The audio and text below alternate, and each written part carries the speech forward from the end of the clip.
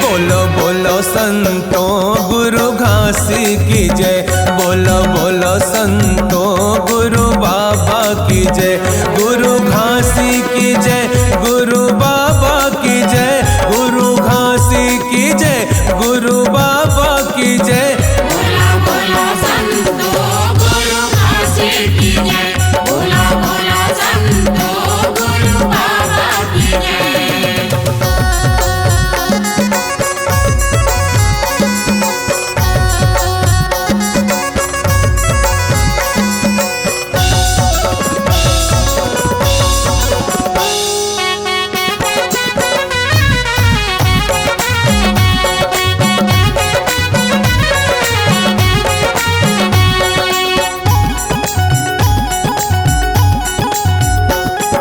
गिरधपुरी के पावन भुइयां मां गूंजत है जयकारा।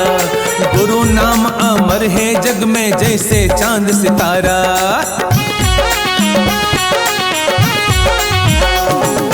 गिरधपुरी के पावन भुइयां मां गूंजत है जयकारा। गुरु नाम अमर है जग में जैसे चांद सितारा। जो बोले गुरु घासी की जय, जो बोले गुरु घासी की जय, रहे न कोनो भय। बोलो बोलो संतों गुरु घासी की जय। बोलो बोलो संतों गुरु बाबा की जय। गुरु घासी की जय, गुरु बाबा की जय। गुरु घासी की जय, गुरु बाबा की जय।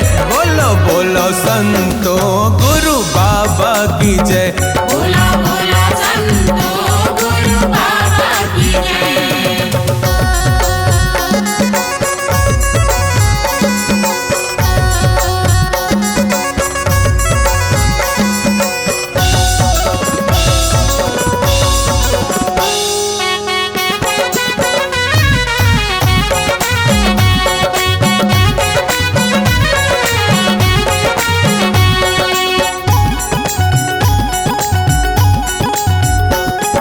गुरु घासी के जयकारा से हो जाते मन पावन।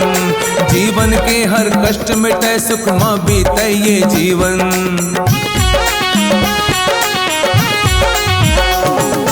गुरु घासी के जयकारा से हो जाते मन पावन। जीवन के हर कष्ट मिटे, सुख मां बीते ये जीवन। जो बोले गुरु घासी की जय, जो बोले गुरु घासी की जय, रहे न कोनो भय। बोलो बोलो संतों गुरु घासी की जय। बोलो बोलो संतों गुरु बाबा की जय।